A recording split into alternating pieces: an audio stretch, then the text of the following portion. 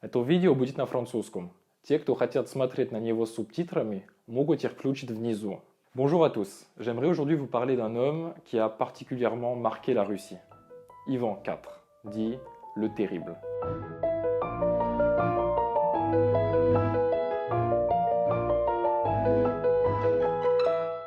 Ivan IV, surnommé le Terrible, deviendra le premier tsar de Russie alors qu'il n'avait que 17 ans. Cette appellation n'est pas anodine. La volonté d'Ivan IV est de suivre les pas des empereurs romains. L'origine du terme terrible est très controversée. En réalité, cette appellation est abusive ou incomplète. Le mot terrible est une mauvaise traduction du mot grozny. Une première version veut que cette appellation ait été donnée au tsar alors qu'il est né le jour d'un orage d'une extrême violence. Le mot grozny pourrait également, dans la tradition russe, signifier redoutable. Commençons donc par l'enfance d'Ivan. Ivan se retrouve à l'âge de 8 ans, orphelin. Sa mère a d'ailleurs probablement été empoisonnée par les boyards, les nobles russes de l'époque.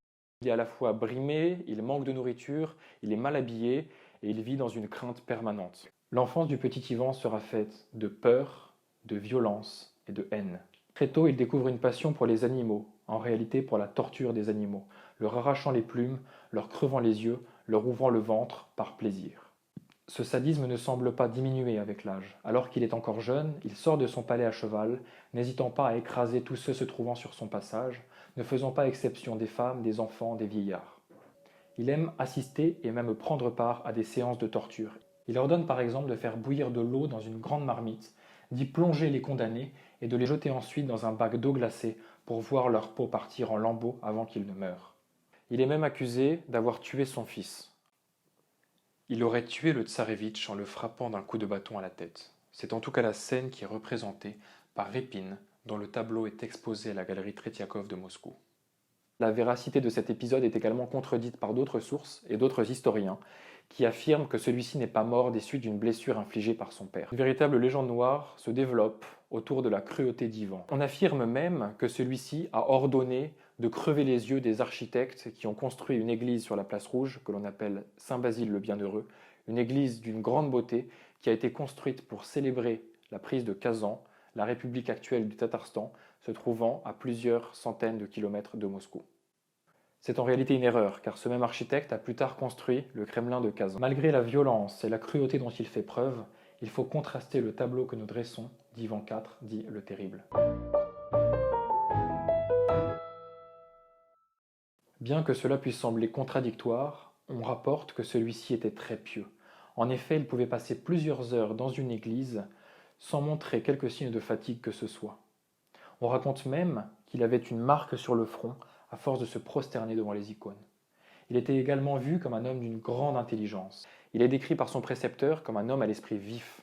En réalité, Ivan IV est également un grand réformateur. Celui-ci réorganise le territoire, crée un code juridique. C'est d'ailleurs sous le règne de ce réformateur que la presse à imprimer sera introduite en Russie.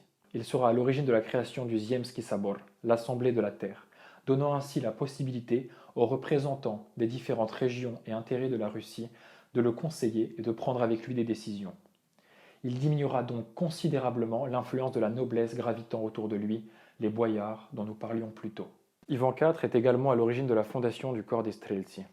Les Streltsy, en français, ceux qui tirent, constituent la première armée régulière de Russie. Ils sont redoutablement bien entraînés et disciplinés.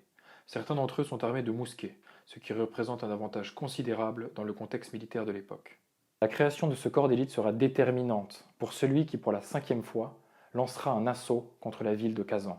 Kazan est une ville réputée imprenable. La prise de Kazan marquera un tournant majeur dans l'histoire russe, car ce sera la première fois que des terres musulmanes seront intégrées à ce qui deviendra plus tard l'Empire russe. De facto, cet être violent et cruel marquera la Russie par ses réformes. Je vous mets en description 3 films. Le premier est une comédie soviétique assez légère qui serait l'équivalent des Visiteurs en France.